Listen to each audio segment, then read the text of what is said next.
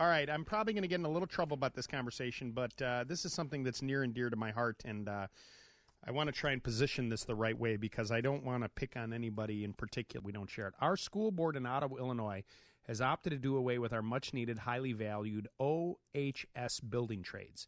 This portion of the curriculum taught our young men and women the basics of the trades. They built houses, they built sets for the plays, they repaired local historic sites, and showed many teens the value of hard work. Tonight, the board voted all but one to eliminate the program. This is against what the people want and against what those in attendance were pushing for their children. All while doing this, they voted themselves a 5% wage increase.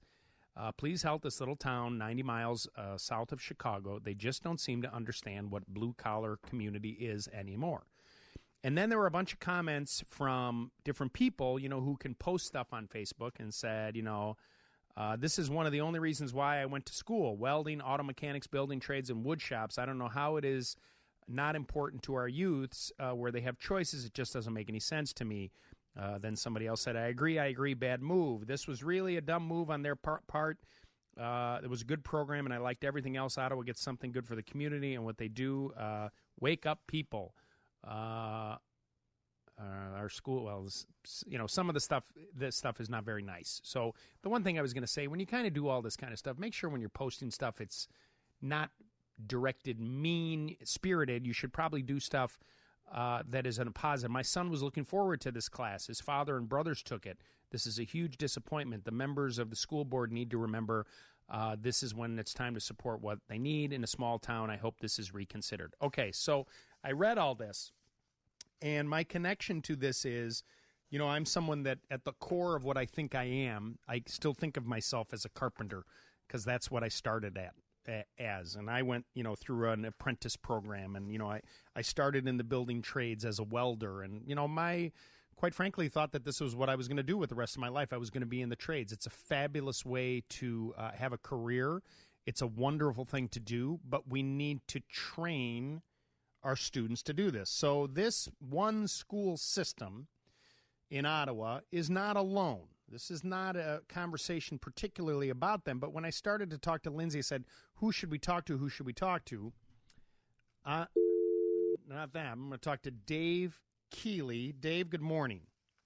Good morning, Lou. I've got to start off here with a little bit of full disclosure for you. I attended the Muppet movie last night with my mom and my son and my niece, and my mom was very excited that I was going to be on the show this morning, and I actually have never heard your show before, sir. Okay. But she was excited. My brother-in-law watches the show. He's a project manager at Visserine Construction down here. Okay. And I heard you talking about the caulk job earlier this morning, and I actually just did that recently on my own home. It's a house built in the 1800s, and I'm thinking you got a new fan here on board because that's exactly what I had to do. Change the grout out to some caulk. You can sanded caulk. We'll see. We'll see what happens after this conversation. Dave, tell me what it is you do out in Ottawa. I've been the building trades instructor at Ottawa High School since 2008. Okay.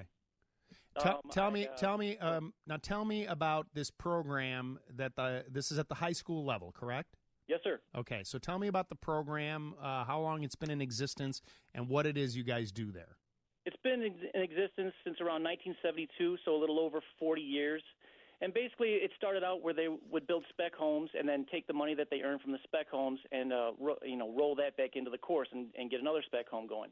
So that was going on for a while, and I actually built the last spec home up on our south side here in 2008 2009 school year. And then the school informed me, of course, the house market was crashing at that time as far as new sales go. And they informed me that we're not going to give you any money to build any more spec homes. So I proceeded to take the next 5 years and kind of find projects around the city, find projects through the community. We've built 2 Habitat for Humanity houses with just our trades kids. Okay, I'm going to stop you now. This program, you're building these spec homes, but you are taking your students that are in this class, right? And you, along, I would imagine, with other probably professionals in the trades, are going into these, whether it's building a house or doing a habitat home. You're teaching them how to do this. So, look, this is how you do the carpentry. This is how you do the electrical. This is how you finish the drywall. This is how you install a floor. Exactly. That's exactly it, Lou. And tell me how big of a high school it is and about how many kids take this course. We've got about 1,400 students, and this year 100 students come through my classroom every day. I have double periods, so there's about 12 to 16 kids in each class, and they're counted each hour as far as, that kind of rolls into the numbers there. So I have double periods. Okay. Now, hasn't there been a trend, though, in the past 10 years where schools have kind of brought industrial arts back? Yes, that's what I was feeling. That's kind of why I took the job in the first place. I'm a graduate of architecture from University of Illinois, and went out and worked in an architecture firm, and then I started working with my hands and realized, the things I can think up in my head, I can build. So now I need to learn how to build these things. So I've been in construction for the last 20 years, and I've got a nice combination of education, and I got a lot of that from Ottawa High School because they had these courses there. I didn't actually take the building trades class when I was there, but I did take drafting, and I took art and other things that led me into this career. I read this, post that came through on my Facebook page, and I mentioned earlier that my dear friend Mike Jakubowski is one of the industrial arts teachers out at Hampshire High School, and he, like you, came from he owned a construction company, and so he was a carpenter by trade, a fine carpenter. And, decided that he went through kind of a career change, went back to school, got his master's, and has been teaching this course out there as well to all of his students. And, they do a lot with training them on CNC routers and, kind of preparing kids that want to go into a lot of job opportunities that aren't necessarily required to go to a 4-year college. Exactly, and that's a lot of the things that if you've been paying attention to Mike Rowe Works, the stuff that he's talking about, the disconnect there, and how we need to get more skilled tradesmen out there. The jobs are out there, and I think as far as our course goes in Ottawa High School, the tradespeople and the union leaders and the councils there that I've spoken to, they don't even want us to specifically train someone to do something. They want us to prepare these kids to go into these unions and into these different workforces and be trainable. They want them to be prepared to be trainable. So they're more concerned with, does this student want to even go into this area of expertise? Can the student be trained? Can the student, be working on a job site safely? Things like that. So the basics is what these trades are telling me that they want these kids to come out of here with. Right. Now, I'm reading some article that got sent to me as well that was posted on Friday. But so there was some hearing, and it sounds like there was some, mini protest or something, right, with a bunch of students and people who were trying to urge the school district not to cancel this program. But ultimately, it ended up being canceled. Are you finishing this year with this program? Yeah, the vote was Monday night. They voted to discontinue the course next year, and then that next Tuesday morning, about 300 students protested, and then they're continuing the protest right now, and they're bringing some awareness to it. And I think it's at a point right now where our community needs to get involved as adults and help and go to the board again, maybe set up some way that they can ask the board and show that there's a lot of people out here in the trades that know the value of this course. I've talked to so many people that have taken the course from myself and from other instructors before me, and they've come back and they've had so many stories. And like you're saying, the posts are positive in nature across the board as far as that type of input. But as of now, the course will not be continued next year. I had Lindsay do a little research for me because I just wanted to kind of gauge it into, the thing is, we're in this society now. We're in this mode where we are is that everybody looks at the numbers, just the numbers. And so I'm sure that Ottawa is, the school district there is strapped for cash. And I'm like many school districts are. And all we have is people looking at numbers. But ultimately what we have to look at is the overall goal. What is the eye on the prize? So I had Lindsay do a little research. And this is just me and Lindsay doing this kind of quick on the fly before the show.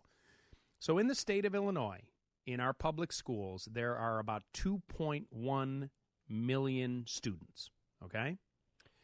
The graduation rate in the state of Illinois, I was really surprised to see this. 81% of the kids that go to high school in the state of Illinois graduate, and 57% of those students in Illinois go on to attend some level of college. Now, I thought that was a pretty nice high number. But then I also did a little research, And do you know what in the United States, the average percentage of U.S. citizens have a 4-year college degree? 25%? Yeah, it's 30%. It's around 30%. What are we doing as educators, as a society, okay? There are a lot of smart people out there that don't go to college, okay? College is not for everyone. And there's a lot of people that go to college that are swinging a hammer or are, plumbing a house or are working and, doing that kind of stuff. It doesn't matter whatever you want to do, but we need to give our kids the opportunity, and in particular at a young age.